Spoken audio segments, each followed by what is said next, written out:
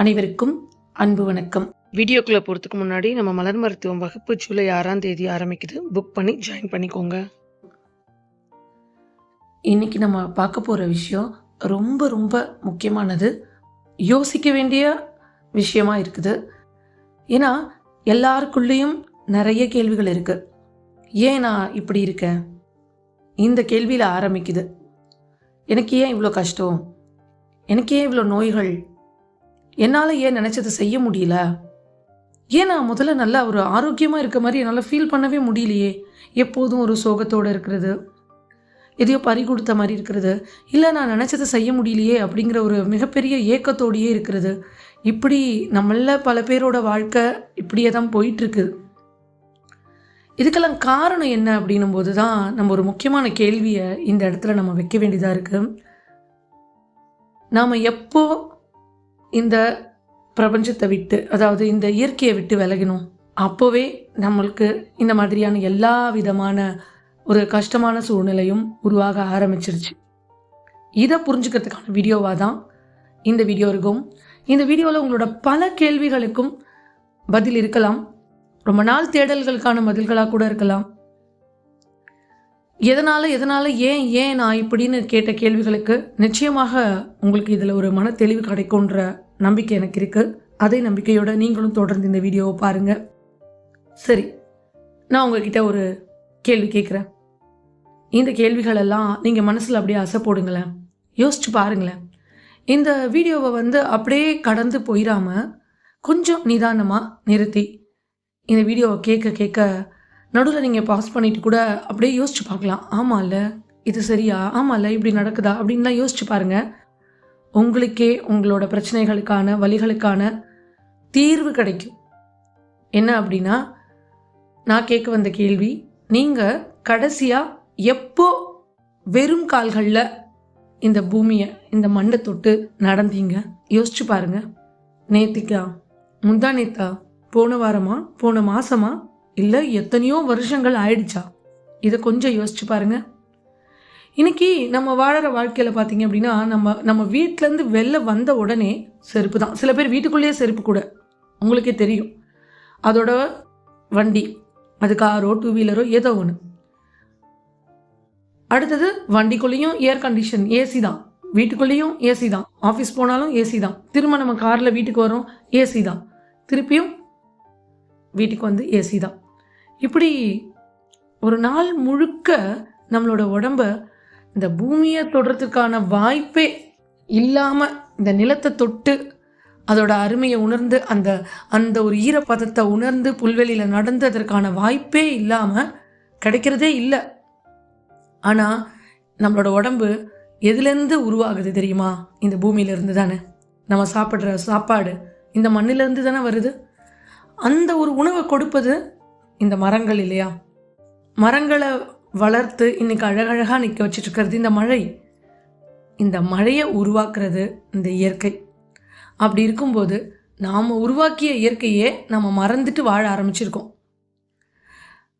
நாம் இயற்கையை விட்டு விலகி போனது ஒரே நாளில் நடந்த மாற்றம் இல்லை. அது ஒவ்வொரு வசதி அப்படிங்கிற பேரில் கொஞ்சம் கொஞ்சமாக நம்ம அந்த வசதி நம்மக்கிட்டேருந்து இயற்கை அப்படிங்கிற ஒரு விஷயத்தையே பிரிச்சிருச்சு. உண்மைதானே? காலுக்கு எப்போ நம்ம செருப்பு போட்டு நடக்க ஆரம்பித்தோமோ அப்போவே மண் தர சிமெண்ட் தரையாக மாறியாச்சு. வெறும் கால்களாக போன நம்ம டூ வீலர் காருன்னு வாங்கியாச்சு. இயற்கை காற்றை, மரங்களோட காற்றை ரசிச்சுட்டு இருந்த நம்மளுக்கு, சுவாசிச்சுட்டு இருந்த நமக்கு ஏசி வந்தாச்சு. கேட்கவே வேண்டாம், செல்ஃபோன், ஸ்க்ரீன்ஸ் எல்லாமே வந்தாச்சு. இன்னைக்கு நம்ம இந்த சூரியனோட கதிர்களை விட மொபைல்லேருந்து வர கதிர்களை தான் அதிகமாக நம்ம உள்வாங்குறோம். தெரியுதா? நல்ல காற்றை சுவாசித்து இயற்கையான நிலத்திலிருந்து வரக்கூடிய அந்த காற்றை சுவாசிக்கிறத விட ஏசி காற்று தான் 24 hours நம்ம சுவாசிச்சுட்ருக்கோம். அதிகமாக பச்சை பசேல்னு வயல்வெளிகளையும் மரங்களையும் நம்ம இருக்கிற இடத்துல நம்மளால் பார்க்கவே முடியல. மொத்தமாக பில்டிங்கை மட்டும்தான் பார்த்துக்கிட்டு இருக்கோம். இது நம்மளோட வெறும் வாழ்க்கையோட மாற்றம் இல்லைங்க. இது நம்ம உடலுக்கும் நம்ம மனதிற்கும் இயற்கைக்கும் இடையே இருந்த அந்த உறவு கொஞ்சம் கொஞ்சமாக அருந்து போன கதை தான் இது. ஒரு குழந்தைய கவனிச்சு பாருங்களேன். அதுக்கு என்ன ஆசை இருக்கும்? மண்ணில் விளையாடணும்னு தோணும். தண்ணியை பார்த்தா குதிச்சு விளையாடணும்னு ஆசைப்படும். மரத்தை பார்த்தா சுற்றி சுற்றி வந்து தொட்டு விளையாட ஆசைப்படும். அந்த குழந்தைக்கு அது யாராவது சொல்லி கொடுக்குறாங்களா? அது தானாக தானே வருது. ஏன்னா அந்த குழந்தைக்கு தெரியும் இயற்கையோட இணைஞ்சு இருக்கிறது எப்படி, அதுதான் மனுஷனோட இயல்பு அப்படிங்கிறது. ஆனால் வளர வளர நம்ம மனசு தான் அழுக்காகிடுது. நம்ம என்ன பண்ணுறோம் இப்போல்லாம்? குழந்தைங்கள வெயிலில் போகாத, மண்ணில் போய் தொடாத, கருத்து போயிடுவ அப்படிலாம் சொல்லி மண்ணில் விளையாடினா இன்ஃபெக்ஷன் ஆகிடும் இப்படிலாம் சொல்லி நம்மளே ஒரு தலைமுறையை இயற்கையை பார்த்து பயப்படுற அளவுக்கு உருவாக்கி, அந்த மாதிரி ஒரு பயந்த ஒரு தலைமுறையை இன்னைக்கு நம்ம உருவாக்கி வச்சுருக்கோம். நம்ம தான் காரணம். யாருமே எதிராக இருக்கிறவங்களை குற்றம் சொல்ல முடியாது. நம்ம ஒவ்வொருத்தருமே தான் காரணம். இன்னைக்கு என்ன ஆச்சு? இப்படி பயமுறுத்தி பயமுறுத்தி ஒரு செடியை தொடுறதுக்கு கூட நேரம் இல்லாமல் போயிடுச்சு நமக்கு. ஆனால் ஒரு நாளைக்கு 6 மணி நேரம்லேருந்து 8 மணி நேரம் ஆனாலும் பரவாயில்லன்னு நம்ம மொபைல் கூடவே இருக்கும், மொபைலை தொட்டுகிட்டே இருக்கும். நம்ம நினைக்கிறோம் நம்ம பயங்கரமாக அறிவியல் ரீதியாக ரொம்ப முன்னேறிட்டோம், எல்லாத்துலேயும் முன்னுக்கு வந்துட்டுருக்கோம். ஆனால் உண்மையில் சொல்லணும் அப்படின்னா நாம் நம்மளோட ஆணி வேர் அப்படிங்கிற விஷயத்துலேருந்து விலகி போயிட்டோமோ அப்படின்னு யோசிக்க தோணுதுங்க. கொஞ்சம் உங்களுக்குள்ளே யோசிச்சு பாருங்களேன். மனசாட்சியை தொட்டு யோசிச்சு பாருங்களேன். நம்ம அதானே பண்ணிகிட்ருக்கோம். என்னையும் சேர்த்து தான் சொல்கிறேன். நம்ம சொல்லுவோம், நான் எங்களை வீட்டு பக்கத்தில் செடி வளர்க்குறேங்க, நான் என் வீட்டு உள்ளேயே செடி வளர்க்குறேங்க. அதாவது இப்போல்லாம் ஜன்னல் பக்கத்தில் இவ்வளோண்டு செடியை வைக்கிற அளவுக்கு தான் நம்மளோட நேரம். அது கூட சில பேருக்கு கிடைக்கிறது இல்லை. பூமி முழுவதும், இந்த பிரபஞ்சம் முழுவதும் இயற்கையும் மரங்களும் செடிகளும் பூத்து குலுங்கின காலம் போச்சு. இன்னைக்கு நம்மளோட ஒவ்வொருத்தரும் நம்ம என்னடா இப்படி நம்ம வாழ்க்கைன்ற கேட்டு அப்படி ஒரு நொந்து போகான ஒரு டைமாக இது இருக்குது. ஏன்னா மனுஷன் நம்ம இந்த இயற்கையை அழிப்பதற்கு முன்னாடி என்ன நடந்தது அப்படின்னா, இயற்கை தன்னைத்தானே அது புதுப்பிச்சுட்டு இருந்தது இல்லையா? இன்னொன்று, மனுஷன் இந்த இயற்கையை அழிப்பதற்கு முன்னாடி என்னன்னா, இயற்கையிலேருந்து நம்ம பிரிச்சுக்கிட்டோம். நம்ம அழிக்கவே வேண்டாம், நம்மளை தனியாக பிரித்து வந்துட்டோம். இன்னைக்கு அதுதான் இந்த மிகப்பெரிய ஒரு சோகமான விஷயம். என்னன்னா, நம்மளே பிரிஞ்சு இந்த இயற்கையை விட்டு விலகி வந்து நின்றுருக்கோம். அடுத்து நம்ம முக்கியமாக ஒரு விஷயம் தெரிஞ்சுக்கணும். என்ன தெரியுமா? நம்ம என்னதான் இயற்கையை விட்டு விலகி வந்திருக்கோம் அப்படின்னாலும் நம்மளோட உடல் இன்னும் ஆதிகால அந்த ஜீனில் இருக்குது அப்படிங்கிறது தான் நம்ம ஒரு சந்தோஷப்பட வேண்டிய விஷயம். ஒரு விஷயத்த நீங்கள் எப்போனா யோசிச்சுருக்கீங்களா? இப்போ நம்ம 2026 வாழ்கிறோம். செயற்கை நுண்ணறிவு, ஸ்மார்ட் ஃபோன் இருக்குது, சேட்டலைட் இருக்குது, கார் இருக்குது, எல்லாமே மாறிடுச்சு. ஆனால் நம்மளோட உடம்பு மட்டும் இன்னும் ஆயிரக்கணக்கான வருஷங்களுக்கு முன்னாடி எப்படி இருந்ததோ அதே வடிவமைப்பில் தான் இருக்குது. என்னைக்காவது நீங்கள் யோசிச்சிருக்கீங்களா? மீதி எல்லாம் மாறிட்டே இருக்குது. கரெக்டு தானே? அதனால தான் நான் சொன்னேன், நம்ம உடல் இன்னும் ஆதி மனிதனுடையதாகவே இருக்கிறது அப்படின்னு. நம்மளோட உடல் இந்த மாதிரி இப்போ நம்ம வாழ்ந்துட்டுருக்கோம்ல, டெக்னாலஜி, ரோபோ மாதிரி ஒரு ரொபாட்டிக் லைஃப், அந்த லைஃப் அந்த மாதிரி ஒரு உலகத்துக்காக உருவாக்கப்பட்ட உடம்பே கிடையாதுங்க. இந்த உடம்பு காடுகளுக்காக உருவாக்கப்பட்டது. காலையில் வர சூரிய ஒளியில தான் விழித்தெழணுன்னு தான் இந்த கண்கள் உருவாக்கப்பட்டது.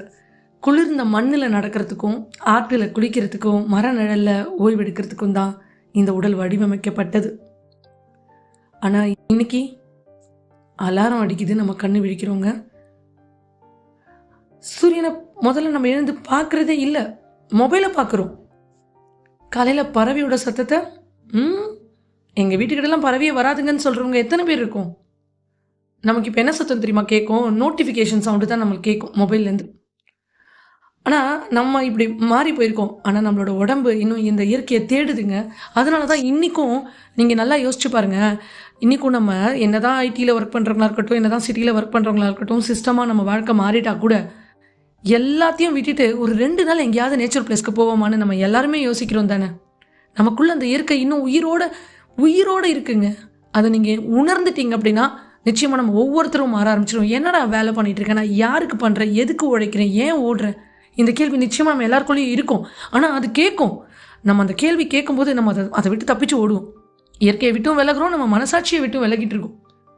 உங்கள் உடம்பு, உங்கள் மனசு இன்னும் அந்த இயற்கையை தேடிட்டு இருக்கிறது அப்படிங்கிறத ஒரு நிமிஷம் நீங்கள் யோசிச்சு பாருங்க. ஆனால் நம்ம என்ன நினைக்கிறோம், நான் என்னோட மனசு அதெல்லாம் இல்லைங்க, எனக்கு மொபைல் இருந்தால் போதும், ஸ்க்ரீன் இருந்தால் போதும், இதுதான் இன்னைக்கு இருக்கிற மனுஷங்களோட மிகப்பெரிய ஒரு முரண்பாடாக இருக்குது. ஒரு விதையை எடுத்துக்கோங்களேன், அது மண்ணில் விதைச்சோன்னா மரமாக வளரும். ஆனால் அதே விதையை ஒரு பிளாஸ்டிக் டப்பாவில் போட்டு வச்சா என்ன நடக்கும்? ஒரு வேளை அது உயிரோடு இருக்கலாம், ஆனால் நிச்சயமாக அது வெளிவராது. ஏன்னா அதோட இயல்பான சூழலே அதுக்கு இல்லை. அதே மாதிரி தான் நம்மளும். நம்ம உயிரோடு தான் இருக்கோம், ஆனால் உண்மையாக மனசார சந்தோஷமாக வாழறோமா? இல்லை இந்த எந்திர வாழ்க்கை போல் ஒரு நாளையும் கடக்கிறோமா? யோசிங்க. முழுக்க முழுக்க இது உங்களை யோசிக்க வைக்குவதற்கான பதிவு தான். ஏன்னா நான் இதெல்லாம் யோசித்தேன். எனக்குள்ளே என்ன வந்ததோ அதை உங்களுக்கு நான் அப்படியே கொடுக்குறேன். உங்களுக்குள்ளேயும் இது வரும் பொழுது உங்கள் வாழ்க்கையும் நீங்கள் கேட்டுட்ருக்கீங்களே, என் வாழ்க்கை ஏன் இப்படி இருக்குது, ஏன் இப்படி இருக்குது, எனக்கு ஏன் இவ்வளோ நோய்கள். நான் முதலே சொன்ன மாதிரி இப்போ நீங்கள் யோசிச்சிங்கன்னா அதுக்கான விடை தான் உங்கள் கேள்விகளுக்கான விடை. ஒரு காலத்தில் நம்ம சூரியனை பார்த்து நேரத்தை கண்டுபிடிச்சோம். இன்றைக்கி மொபைலை பார்த்து மட்டும்தான் நம்மளால் நேரம் சொல்ல முடியுது. ஒரு காலத்தில் மழை வந்தால் நம்ம எல்லோரும் என்ன பண்ணுவோம்? சந்தோஷமாக வெளில வந்து விளையாடுவோம். ஞாபகம் இருக்குங்களா? நம்மளோட குழந்தை பருவம், கப்பல் செஞ்சு விடுவோம். ஆனால் இன்றைக்கி அஜிஜோ மழை வருது, சீக்கிரமாக வீட்டுக்குள்ளே போகலாம், டிராஃபிக் ஓவராகிடும், மழையில் மாட்டினா அவ்வளோதான். யோசிச்சு பாருங்கள். நம்ம ஏங்க நம்ம பெருசாக இயற்கைக்கு எதுவுமே செய்ய வேணாங்க. இயற்கையை கண்டு பயந்து ஒளிரும். ஒரு காலத்தில் மரம் நமக்கு நிழல் கொடுத்தது, இன்றைக்கி அந்த இடத்துல பார்க்கிங் விட்டுரும் நம்ம வண்டியை. இதுவா முன்னேற்றம்? இப்போ சொல்லுங்கள், நம்ம முன்னேற்றம் அடைந்த நாடா, நம்ம முன்னேற்றம் அடைந்த மனிதர்களா? இல்லை இயற்கையிலேருந்து கொஞ்சம் கொஞ்சமாக பிரிந்து வந்து அந்த கதையை நம்ம இப்போ பார்த்துட்ருக்கோமா? நீங்கள் கவனிச்சிருக்கீங்களா? அப்போல்லாம் நமக்கு லீவு கிடைச்ச உடனே எவ்வளோ சந்தோஷமாக இருக்கும். தாத்தா பாட்டி வீட்டுக்கு போகலாமா, அங்கே போய் குளத்தில் குளிக்கலாமா, ஏரியில் விளையாடலாமா நம்ம ஆசைப்படுவோம். ஆனால் இன்றைக்கி மக்கள் எங்கே செல்ல போகிறாங்க? மலைக்கும் கடற்கரைக்கும் காட்டுக்கும் அருவிக்கும். ஏன்னா நம்மளோட உடம்புக்கு இன்னும் ஞாபகம் இருக்குது, இதுதான் என்னோட வீடு அப்படின்னு அந்த உடம்பு சொல்லுது. அதனால தான் உங்களுக்கு சில்லுன்னு போய் அந்த மர நிழலில் இருக்கிறதுக்கும் எங்கேயாவது இயற்கை பிளேஸில் போகணுங்கிற ஆசை வர்றதுக்கும் காரணம் என்ன? நம்ம உடம்பு கேட்குது, ஆனால் நம்ம மனசு என்ன பண்ணுது? அதை மறந்து போச்சு. ஆனால் நம்மளோட உடம்பு அந்த சில்லுன்னு மர காற்றுலேருந்து திண்ணையில் படுத்தா ஒரு காற்று வரும் பாருங்கள், சும்மா மரத்துலேருந்து, அதை மறக்கவே இல்லைங்க நம்ம உடம்பு. அதனால தான் இன்றைக்கும் நீங்கள் போய் பீச்சில் நின்னீங்க அப்படின்னா நம்மளோட மனசு அமைதியாகிறதுக்கு காரணம் என்ன தெரியுமா? இயற்கை நமக்குள்ளே உயிரோடு இருக்குது. மழையோட வாசனை வந்தால் இன்றைக்கும் நம்மள எத்தனை பேர் சந்தோஷப்படுறோம். மண் வாசனை எவ்வளோ நல்லா இருக்குன்னு கேட்குறோம்ல. ஏதோ ஒரு பழைய ஞாபகம் உங்களுக்குள்ளே வருது இல்லை? மரத்தடியில் போய் உட்காந்தா நேரமே ஏதோ ஸ்லோவாக ஓடுற மாதிரி நமக்கு தோணுதில்ல? பார்த்துருக்கீங்களா நீங்களா இதை அனுபவிச்சு? நிச்சயமாக எல்லாரும் அனுபவிச்சிருப்போம். ஒரு தனிமையில், ஒரு மரத்தடியில், அந்த மர நிழலில், சுற்றி வெயில் இருந்தாலும் அந்த மரத்துக்கு அடியில் நிழலில். என்ன மாதிரியான வாழ்க்கைங்க? நம்ம விட்டுட்டு வந்துட்டோங்க அந்த வாழ்க்கையை, எவ்வளோ தூரம் தள்ளி வந்துட்டோம். இது ஏதோ நான் சொல்லி இதெல்லாம் ஒரு மந்திரம் மாதிரி கேட்காதீங்க. இது நம்மளோட உடல் நமக்கு உண்மையான சூழலை நமக்கு கொண்டு வந்து கொடுக்கறதுக்கான தருணம்னு நினைங்க. இன்றைக்கி உலகம் முழுக்க மன அழுத்தம் அதிகமாக இருக்குது, தூக்கமின்மை அதிகமாக இருக்குது, பதட்டம் அதிகமாக இருக்குது. கூடவே எல்லா மருந்துகளும் அதிகமாகிடுச்சு, மருந்து எடுக்கிறவங்களும் அதிகமாகிட்டோம். ஏன்னா நம்ம யாருமே ஒரு கொஸ்டினை கேட்டிருந்தோன்னா இந்த நிலைமைக்கு வந்திருக்க மாட்டோம். அது என்ன தெரியுமா? நம்ம வாழ வேண்டிய சூழலில் தான் கரெக்டாக வாழறோமா? இந்த ஒரு கொஸ்டின் உங்களுக்குள்ளே கேளுங்க. நான் சரியான சூழலில், என்னை சுற்றி சரியான சூழல் இருக்கா கேளுங்க உங்களுக்குள்ள. ஒரு மீனை மரத்தில் ஏற்றி வச்சுட்டு நீ ஏன் நீந்தலைன்னு கேட்டால் அது எவ்வளோ பெரிய முட்டாள்தனம். அதே மாதிரி தாங்க இயற்கையிலேருந்து நம்ம பிரிச்சுட்டு மனுஷனை நீ ஏன் சந்தோஷமா இல்லைன்னு நம்ம ஆன்மாவை நம்ம கேட்டுகிட்டே இருக்கோம். நமக்கு ஹாஸ்பிட்டல்ஸ் தேவை, மருந்து தேவை, எல்லா விதமான தொழில்நுட்பம் தேவை, டெக்னாலஜி கரெக்டு தான், இதெல்லாம் தேவை தான். ஆனால் அது இயற்கையை பாதிக்கிற மாதிரி இருக்கக்கூடாது தானே? இயற்கையோடு சேர்ந்து இயங்குற மாதிரி தாங்க இருக்கணும். மனுஷன் நம்ம தொழில்நுட்பத்தை கண்டுபிடிக்கலாம். ஆனால் என்னதான் தொழில்நுட்பம் கண்டுபிடிச்சு நம்ம அதில் பண்ணாலும் நம்ம யாருக்கு குழந்தை தெரியுமா? இயற்கையோட குழந்தை. நாம் இந்த பூமியை விட்டு பிரியவே இல்லைங்க. இந்த பூமியும் நம்மளை விட்டு பிரிய நினைக்கல. நம்ம தான் இந்த பூமியிலேருந்து விலகி விலகி போயிட்டுருக்கோம். பூமி, இந்த இயற்கை பிரபஞ்சம் இன்னும் நமக்காக காத்திருக்கிறது. காற்று இன்னும் வீசிட்டு தான் இருக்குது. சூரியன் இன்னும் ஒளி கொடுத்துக்கிட்டே தான் இருக்குது. மரங்கள் இன்னும் நிழலை கொடுத்துட்டே தான் இருக்குது. கேள்வி இங்கே என்ன தெரியுமா? ஒன்றே ஒன்று தான். நீங்கள் திரும்பி செல்ல தயாராக இருக்கீங்களா? இப்போ சொல்லுங்கள், நீங்கள் திரும்பி போகிறதுக்கு தயாரா? அடுத்ததாக நிச்சயமாக நம்ம கவனிக்க வேண்டிய ஒரு விஷயம் என்ன தெரியுமா? பூமி நம்ம மறக்கலை, நம்ம தான் இந்த பூமியை மறந்துட்டோம். நீங்கள் நல்லா யோசிச்சு பார்த்தீங்கன்னா உங்களுக்கு ஒரு விஷயம் புரியும். நம்ம இந்த பூமியில் முதல்ல குழந்தையாக வந்து பிறந்தப்ப நம்மளை முதல்ல எங்கே படுக்க வைக்கிறாங்க? அம்மாவோட மார்பில் தானே. ஏன்? ஏன்னா தொடுதல். ஒரு உயிருக்கு மிகப்பெரிய மொழி என்ன தெரியுமா? ஒரு வார்த்தை கூட பேசாமல் ஒரே ஒரு தொடுதல் போதுங்க. அந்த குழந்தை அந்த பாதுகாப்பை உணர்ந்துடும். அதுபோல தான் இந்த பூமியும். நம்மளோட இன்னொரு தாய்ங்க இந்த பூமி. நம்ம பிறந்தது அந்த பூமியிலிருந்து தான். நம்ம சாப்பிட்றது அந்த பூமியில்கிட்ட இருந்து தான். நம்ம சுவாசிக்கிற காற்று அந்த பூமி தான் நமக்கு தருது. இது எல்லாமே இந்த பூமியோட பரிசு. ஆனால் இன்னைக்கு நம்ம அந்த தாயையே மதிக்கிறதில்ல, அந்த பரிசையும் மதிக்கிறதில்ல, தொட்டு கூட பார்க்கறதில்ல இந்த பூமியை. ஒரே ஒரு கேள்வி நான் கேட்குறேன். நீங்கள் ஒரு வாரம் முழுசும் ஒரு மனிதரை தொடாமல் இருந்தீங்கன்னா என்ன ஆகும்? நான் சொல்லட்டுமா? தனிமையும் வெறுமையும் ஒரு உணர்ச்சியே இல்லாத ஒரு ஜடம் மாதிரி நம்ம இருப்போம். அதே மாதிரி தான் நம்மளோட உடல் வருஷ கணக்காக இந்த பூமியை தொடாமலே இருக்குங்க. யோசிச்சு பாருங்க. நம்முடைய கால்கள் இந்த மண்ணை தொடவே இல்லை. அந்த அந்த அந்த மண்ணில் இருக்கிற அந்த வெப்பத்தை உணரவே இல்லை, மறந்து போச்சு. நம்மளோட தோள்கள், நம்ம ஸ்கின் ப்ராப்ளம் இன்னைக்கு ஏன் இவ்வளோ வருது? நம்ம சூரிய ஒளியை மறந்துட்டோம். நம்மளோட லங்ஸ் இந்த காற்றையே மறந்து போச்சு. நல்ல காற்றுன்றதே சுவாசிக்கணுங்கிறதே மறந்துட்டோம். நம்மளோட கண்கள் அந்த வானத்தோட நீளத்தை பார்க்குறதே இல்லை. எப்போ பார்த்தாலும் மொபைலில் இருக்கிற ஸ்க்ரீனையும் அந்த வெளிச்சத்தையும் தான் அதிகமாக பார்க்குது. ஒரு விஷயம் கவனிச்சிருக்கீங்களா நீங்கள்? கிராமத்தில் ஒரு வயசான தாத்தா காலையில் எழுந்த உடனே பார்த்தீங்கன்னா வெறும் காலில் தான் நடந்து போவாங்க. மண்ணில் நடப்பார், செடிக்கு தண்ணி ஊற்றுவார், சூரியனை பார்ப்பார். இதெல்லாம் அவர் வந்து ஒரு ஹெல்த் டிப்ஸுன்ற பேரில் செய்யவே இல்லைங்க. இதுதாங்க வாழ்க்கையாகவே வாழ்ந்தாங்க. ஆனால் இன்றைக்கி நம்ம அதே விஷயத்தை யூடியூப்பில் தேடி தேடி மார்னிங் ரொட்டீன் என்ன அப்படின்னு பார்த்து கற்றுக்குறோம். ஒரு காலத்தில் வாழ்க்கையே இயற்கையாக இருந்தது. இன்றைக்கி இயற்கையாக வாழ்வதற்கு பயிற்சி தேவைப்படுது. ப்ராக்டிஸ்க்கு கிளாஸாக போயிட்டுருக்கோம். இப்போ தெரியுதாங்க நமக்கு ஏன் இவ்வளோ கஷ்டம்னு. அது உடல் அளவுலேயும் சரி, மனதளவுலேயும் சரி. நாம் நினைக்கிறோம் நம்ம இயற்கையை ரொம்ப விட்டு அப்படியே பெரிய ஆளாயிட்டோம், இயற்கையை வென்றுட்டோம், நம்ம வின் பண்ணிட்டோன்னு. இல்லை, உண்மையாது யோசிச்சு பாருங்கள். ஒரு நாள் கரண்ட் இல்லைன்னா நம்மளால் எத்தனை மணி நேரம் இருக்க முடியுது? ஒரு நிமிஷம் இருக்க முடியுதா? எவ்வளோ ஃபோன் பண்ணுறோம் ஈபிக்கு, இல்லைன்னா நம்ம வந்து கரண்ட் இல்லாமல் ஜென்ரேட்டர் யூஸ் பண்ணுறோம். ஒரு நாள் நெட் இல்லாமல் ஒரு நிமிஷம் இன்றைக்கி இருக்க முடியுமா? ஒரு நாள் மொபைல் இல்லாமல் இருக்க முடியுமா? பதட்டம் வருது. ஆனால் ஒரு மரம் எந்த வைஃபையும் இல்லாமல் ஆயிரக்கணக்கான ஆண்டுகள் வாழுதுங்க சந்தோஷமா. ஒரு மலை எந்த கரண்ட்டும் இல்லாமல் லட்சக்கணக்கான ஆண்டு நிலச்சி நிற்குது. ஒரு நதி எந்த விதமான அப்டேட்டும் இல்லாமல் தொடர்ந்து ஓடிக்கிட்டே இருக்குங்க. இயற்கை எதையுமே நிரூபிக்க முயற்சி பண்ணாது. அது வெறுமை தன்னோட இயல்பில் இருக்கிறது. அதனால தாங்க அது இயற்கையாக இருக்குது. நாம் மட்டும் ஏன் எப்பவும் ஓடிக்கிட்டே இருக்கோம்? இன்னும் கொஞ்சம் பணம், இன்னும் கொஞ்சம் புகழ், இன்னும் கொஞ்சம் வசதி, அந்த இன்னும் கொஞ்சம் அப்படிங்கிற அந்த ஓட்டம் இருக்குது பார்த்தீங்களா? அதில் நம்ம இழந்தது என்ன தெரியுமா? இன்னும் கொஞ்சம்ன்ற வார்த்தையை விட்டுட்டு இப்போ அப்படின்னு ஒரு தருணம் இருக்குது. இந்த செகண்ட் ப்ரெசண்ட், அதைத்தான் நம்ம இழந்துட்டோம்.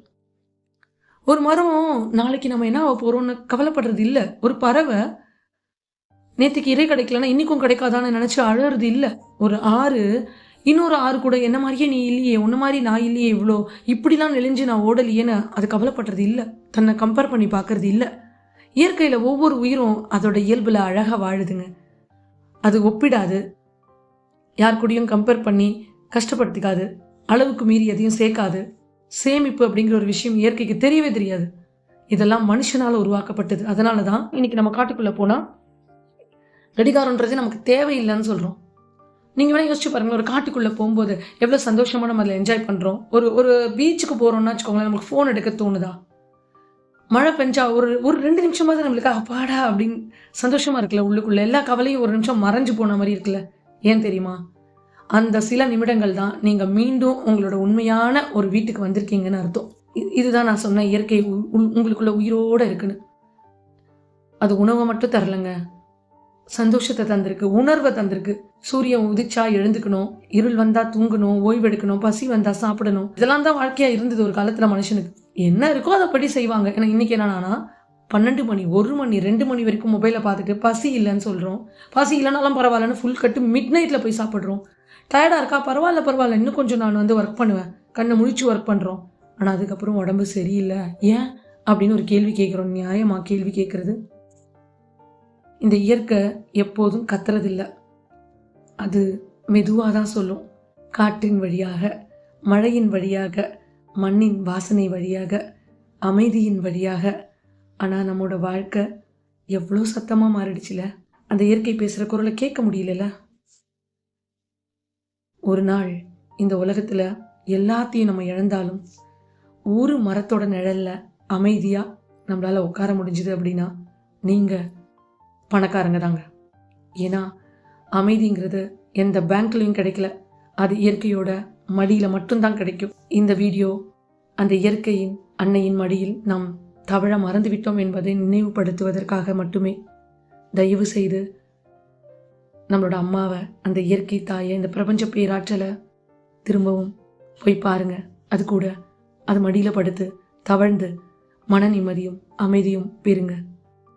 இயற்கையோட சந்தோஷமா உங்கள் வாழ்க்கையை இணைச்சுக்கோங்க. மீண்டும் ஒரு நல்ல பதிவில் உங்களை சந்திக்கும் வரை நன்றி.